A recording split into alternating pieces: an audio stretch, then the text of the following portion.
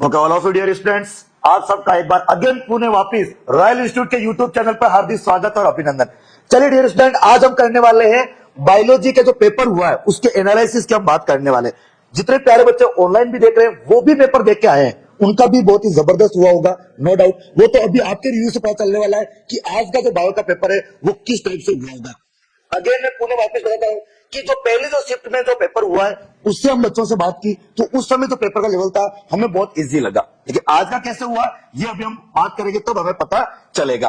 पूरे पेपर को हम एनालिसिस करेंगे, एक एक बच्चे से हम बात करेंगे और एक एक बच्चे से क्वेश्चन पूछेंगे कि वास्तव में रियल में हम ग्राउंड लेवल पे बात करेंगे बच्चों से कि भाई ये किस टाइप का पेपर हुआ और कहां से क्वेश्चन आए। सबसे पहले मैं आपसे पूछूंगा, आप ही बताएंगे कि आज का जो पेपर हुआ था बायो के पेपर का लेवल कैसा रहा।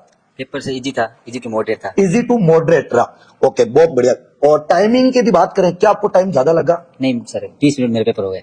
20 मिनट के अंदर पेपर ही हो गया आपका। इसका मतलब पेपर इजी कह सकते हैं, इजी था तो आप कैसे कह सकते हो इजी था? बाकी बच्चे तो बोल रहे हैं हमारे तो टफ था। क्योंकि सर पूरे क्वेश्चन नोट्स में से और टेस्ट सीरीज में से आए हैं। बहुत बढ़िया, इस साल तैयारी थी हमारी। यस। तो आप देखेंगे कि यानी कि बच्चे खुद कह रहे हैं कि हमने लगभग आधा घंटा पहले पेपर करके हम तो बैठ गए थे। आधा घंटा पहले क्यों करके बैठ गए थे कि कहीं ना कहीं हमने साल भर तपस्या की है ना, और उसका हमें फल ये मिला कि हमने पेपर के अंदर आधा घंटा पहले करके बैठ गए थे, सो गए थे, रिलैक्स हो गए थे। सही बात है, यस। चलिए हम आपसे बात करेंगे कि जो आज का जो पेपर था, यस, क्या उसके अंदर पैराग्राफ आए थे? यस कितने पैराग्राफ आए थे? 2 पैराग्राफ आए थे। दो पैराग्राफ। और कहां से आए थे? सर एक तो वो उसमें आया था कि जेनेटिक्स वाला आया था जेनेटिक्स और एक वाला दूसरा PCR वो बायोटेक से आ गया था। बायोटेक। बहुत बढ़िया। Yes. उसके नीचे 5-5 क्वेश्चन दिए थे। ओके, क्या 5 क्वेश्चन जो थे वो पैराग्राफ में से थे या अलग से थे? 4 पैराग्राफ में से थे, एक अलग था। ओके, तो पहले आपने जब आप सोल्व करे तो आपने क्या किया? क्या पहले 5 क्वेश्चन सोल्व किए थे या पहले पैराग्राफ पढ़ा था? पहले डायरेक्ट आपने कर लिया था, क्योंकि हमने पहला तरीका भी यही बताया था कि पहले जो आपको आता वो कर लीजिएगा, जब नहीं आता तो एक बार आप पैराग्राफ को गो थ्रू हो जाइएगा। यस, तो आप बच्चों को क्या कहना चाहोगे? क्या वास्तव में पैराग्राफ पहले पढ़ना चाहिए, नहीं पढ़ना चाहिए? सर अगर अपन को जैसे कि आ रहा है तो पहले अगर कहीं अपन यूं लगे कि नहीं अटक जाए तो पढ़ लो, बाकी अपन यस। यानी कि आपको देखो, जैसे अभी की बात करें आज के शिफ्ट की, तो जेनेटिक्स और बायोटेक का जो पैराग्राफ था 5 क्वेश्चन वहीं से थे, 4 से 5 क्वेश्चन वहीं से था। इसका मतलब बच्चा अभी ये सोच लेगा कि सर हम तो पैराग्राफ पढ़ेंगे उसमें से आंसर दे देंगे, ऐसा जरूरी नहीं है। पहले आपको यदि 5 क्वेश्चन आता, टाइम सेविंग के लिए आप पहले 5 क्वेश्चन करें, यदि कहीं आप अटकते हैं तो पहले आप बाद में पैराग्राफ पढ़ें। आगे जरूरी नहीं है कि आपको पैराग्राफ के अंदर पूरे आंसर मिल जाएंगे। सही बात है क्या?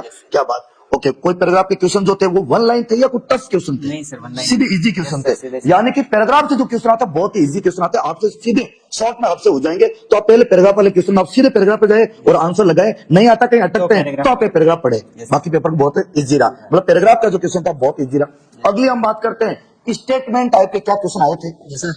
क्या बात, स्टेटमेंट के क्वेश्चन आए थे। स्टेटमेंट के कैसे क्वेश्चन आए थे? जैसे कि निम्नलिखित में से इसके बारे में कौन कौन सत्य है, कौन कौन असत्य है? क्या ऐसा आया था? बहुत बढ़िया। क्या इसमें से ये मल्टी चॉइस वाला ऐसा भी आया था कि इस टॉपिक से रिलेटेड कौन कौन सही, मतलब फर्स्ट सही, सेकंड सही, थर्ड सही, फोर्थ? इसका मतलब हो गया क्या, मतलब ऐसे क्वेश्चन मतलब बच्चा कब सोल्व कर लेता है इजी? अगर सर एनसीईआरटी अगर उसकी क्लियर होगी ना, बहुत बढ़िया, एनसीईआरटी क्लियर हो जाए, नोट्स क्लियर है, नोट्स क्लियर हो जाएंगे। इसका मतलब हो गया, नोट्स का मतलब हो गया, जैसे मान लो मैं एग्जांपल बता रहा हूँ, जैसे मान लो ब्रूड पोस्ट है, यस, उसका आपने टॉपिक पढ़ा, उसके बारे में 4-5 लाइनें यदि किरण मैम ने लिखा रखी है, यदि वो 4-5 लाइनें आपको याद है तो आपका मतलब आप टिक टिक कर दोगे, कौन सा सही कौन सा गलत आपको पता। इसका मतलब है स्टेटमेंट क्वेश्चन को यदि आपको सही करना है तो आपको एक टॉपिक लें, 4-5 लाइनें लिख रखी है, शॉर्ट में अंडरलाइन करके याद कर लो। लास्ट टाइम में यही है, और लास्ट टाइम में वैसे पढ़ने का एक तरीका होता है कि एक टॉपिक ले, उसमें जैसे मान लो मैं एग्जांपल है एमयू सेंटेंसेस, एक अंडरलाइन लिखा रखी 14-16 सप्ताह ब्रैकेट डाल दो। यस 14-16 क्या करते हैं, एमिड को बाहर निकालते हैं। उपयोग में भ्रूण में अनुवांशिक और गुणसूत्री वितरणों को पता लगाते हैं। यस, ये क्वेश्चन आया भी था। सही बात है क्या? यस, तो एग्जाम बताता हूँ जल्दी, वो ज्यादा आया भी जाता है। अगला था भ्रूण लिंग प्रेषण, तो ये तो याद करना, इसका 4-5 लाइनें याद है, मतलब उससे आपका क्वेश्चन सही, मतलब स्टेटमेंट वाले क्वेश्चन आ रहे हैं और उसमें आपका टॉपिक जो है वो आपका कवर होना चाहिए। जी, हम आपसे बात करेंगे क्या मैच द फॉलोइंग मिलान वाले भी क्वेश्चन आए थे? मिलान वाले क्वेश्चन थे सर। यस, मिलान वाले क्वेश्चन आए थे। और मिलान वाले क्वेश्चन क्या चारों जो दे रखे थे क्या वो टफ थे? नहीं सर, टफ नहीं थे। अगर उनमें से एक या दो भी मिला दे तो भी आंसर आ जाता है सर। बहुत बढ़िया। हमने पहले जब रिव्यू लिया था उसमें भी हमें एक चीज समझ में आ गई थी कि जिस बच्चे को 4 में से एक आ रहा था उसका भी क्या हो रहा था, आंसर आ रहा था। लेकिन मैं बच्चों को कहना चाहूंगा कि यदि आपको एक आ रहा है और आपने ए में मान लो सेकंड अगर उसको टिक लगा दिया, ऐसा नहीं करो। आपको चारों देखना है और चारों सही करना है। क्या बोला? सही लगे ऑप्शन, इसका मतलब है आपको मेल द फॉलोइंग है जो आता है 100% उसको पहले मिलान करें, उससे आपको कॉन्फिडेंस आएगा ये सही है। लेकिन जो 3 बच गए उनको भी आपको मिलाना है, उनको करेक्ट मतलब आपको सही एक्सप्लेन करके देखना है कि चारों ऑप्शन मिल रहे हैं नहीं मिल रहे, तब जाके आपका सही होने वाला। Yes, sir. ओके, तो मेजदा फॉलोइंग वाले इजी क्वेश्चन आ रहे Easy थे, question थे, sir. ठीक है, और आपके मतलब एक भी आ रहा तो सही हो रहा था। हाँ, सर, एक या दो बहुत बढ़िया, काफी सारे से। ठीक है। तो ये आपने बात कर दी मेजदा फॉलोइंग वाले क्वेश्चन की बात है। यस जी, इनको बात करते हैं।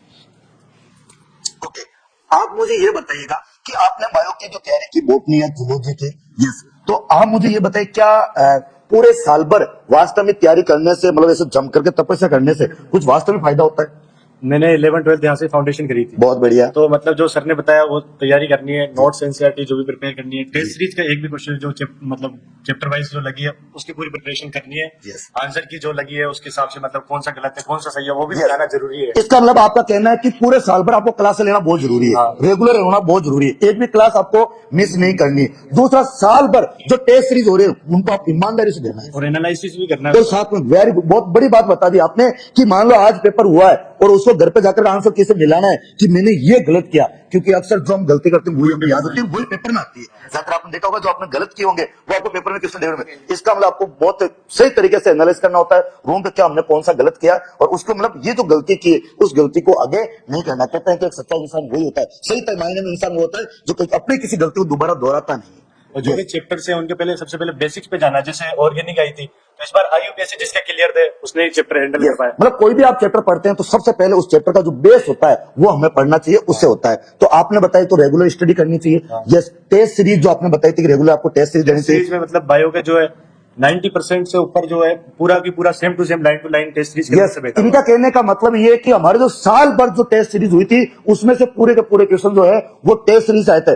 इसलिए जितने भी बच्चे आप ऑनलाइन देख रहे हैं यस या जो ऑफलाइन जो भी है, तो मैं सबसे यही कहूंगा कि आपको रॉयल इंस्टीट्यूट की जो टेस्ट सीरीज है वो वास्तव में ज्वाइन करनी चाहिए, ईमानदारी से साल भर आपको देनी चाहिए, जिससे आपको क्या होगा वास्तव में वहां से क्वेश्चन आते हैं।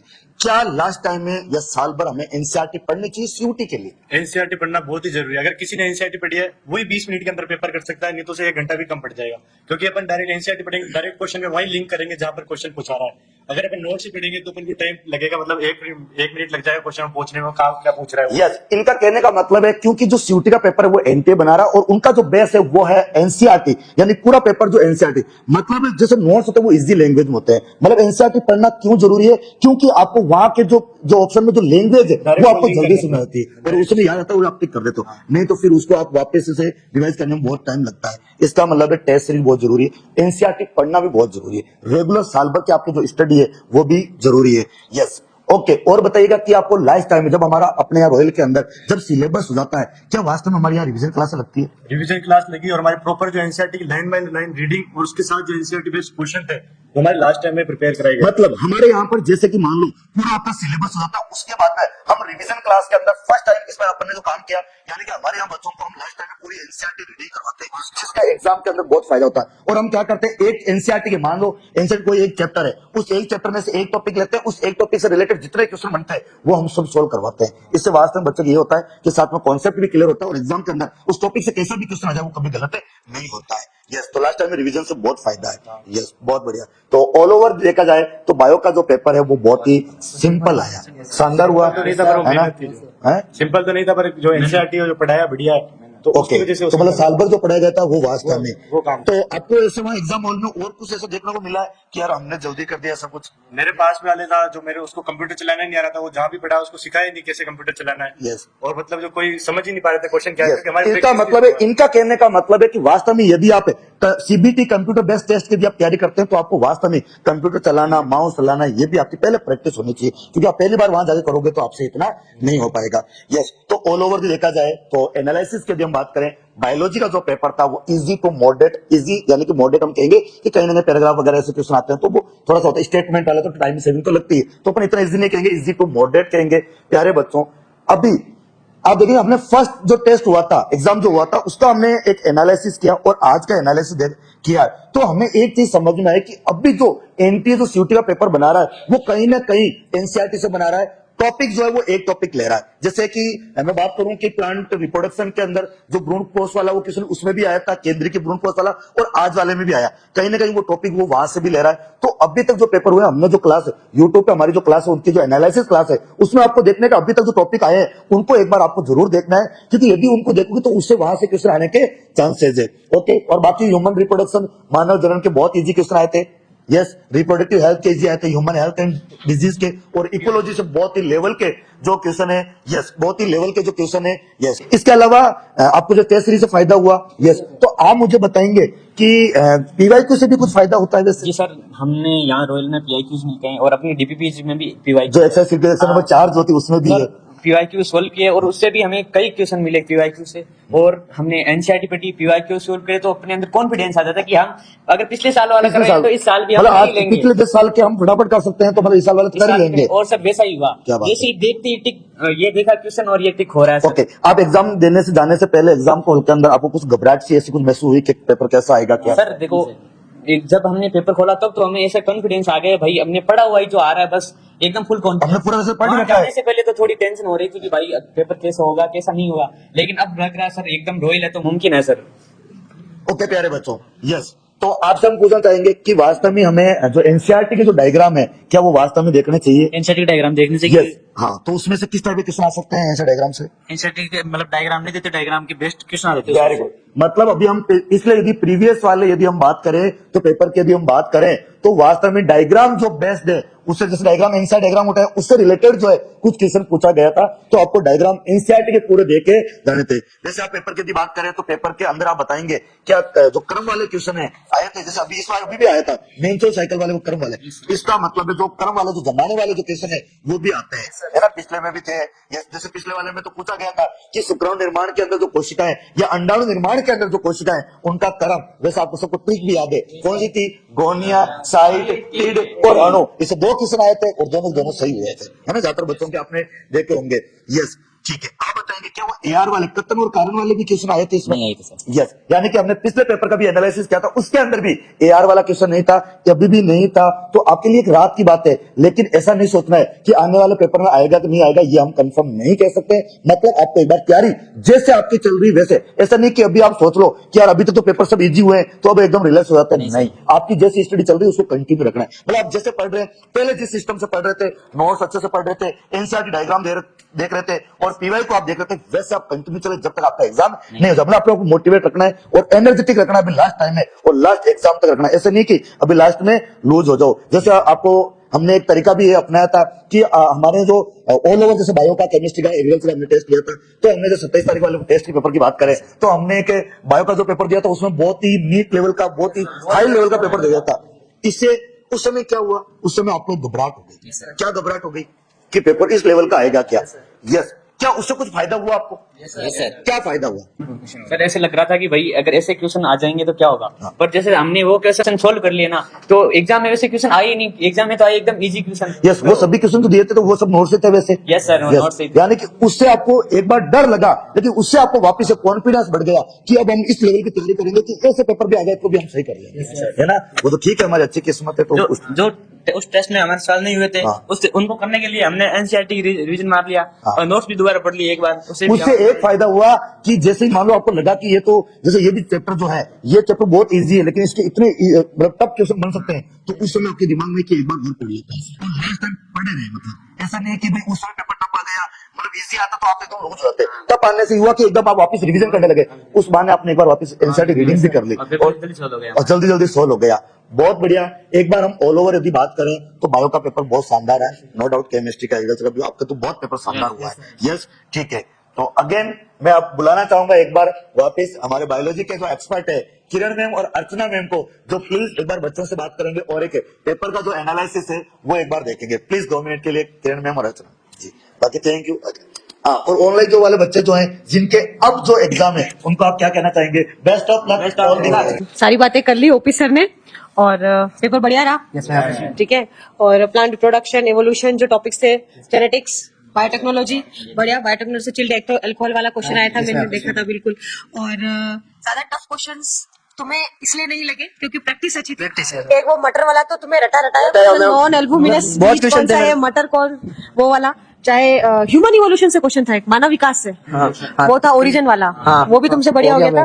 ठीक है, तो ऑल ओवर ये कि पेपर जो था तुम्हारा बहुत अच्छा गया है, बहुत मेहनत की बच्चों तुमने, उस मेहनत का फल तुमने पाया है, तुम्हारे चेहरों की मुस्कान दिखा रही है कि बहुत अच्छा पेपर हुआ। खूब खूब आशीर्वाद कि सब बहुत अच्छी यूनिवर्सिटी में जाओ। जो आप सभी को बहुत बहुत बधाई पहले तो कि आप सभी का पेपर बहुत अच्छा हुआ है। Thank you ma'am. और सबसे इम्पोर्टेंट बात बच्चों, इकोलॉजी में बहुत डर लगता है Yes, ma'am. कि इकोलॉजी की एनसीईआरटी की जो लाइन्स है वो बड़ी टफ है।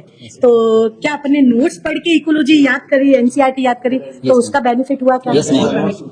पूरा सब कुछ सही कर लिया? Yes, ma'am. अच्छा, आपने इन सीटू एक्स सीटू, बच्चों इकोलॉजी का एक बार फिर से मैं बोल देती हूँ, इन सीटू एक्स सीटू से तो क्वेश्चन आ ही रहा है, पिछले वाले पेपर में भी आया था और इस बार भी आया है। समष्टि के गुण वाले जो है वहां से आ ही रहा है, आया होगा जन्म दर निकालना, मृत्यु दर निकालना। तो एनसीईआरटी का बिल्कुल बिल्कुल लाइन टू लाइन एनसीईआरटी का क्वेश्चन था, न्यूमेरिकल था बच्चों, लेकिन उसका आंसर भी एनसीईआरटी का ही था, एनसीईआरटी का ही न्यूमेरिकल पूछा है। और आप्रवासन, उत्प्रावसन, इन सीटू एक्स सीटू, ये सारे क्वेश्चन आपने कर लिए। पार एनर्जी फ्लो, यस बच्चों, पिछली बार भी यहाँ से क्वेश्चन आया है ऊर्जा प्रवाह वाला, फूड चेन, ये पिरामिड और एनर्जी फ्लो में इस बार जो क्वेश्चन आया वो पार का पूछा है कि पार का पूरा नाम क्या है, तो बच्चों आसानी से कर लिया होगा। फोटोसिंथेटिक एक्टिव रेडिएशन, अच्छा 2 फुल फॉर्म पूछी थी। तो बच्चों कुल मिला के आपका पेपर बहुत अच्छा रहा, बहुत बहुत बधाई, आपको बहुत अच्छी यूनिवर्सिटी मिले। धन्यवाद पूरी टीम को एक बहुत अच्छा एनालिसिस करने के लिए। आप लोगों को बहुत धन्यवाद क्योंकि पेपर दे करके थक करके आप आए और उसके बावजूद भी हमको टाइम दिया है।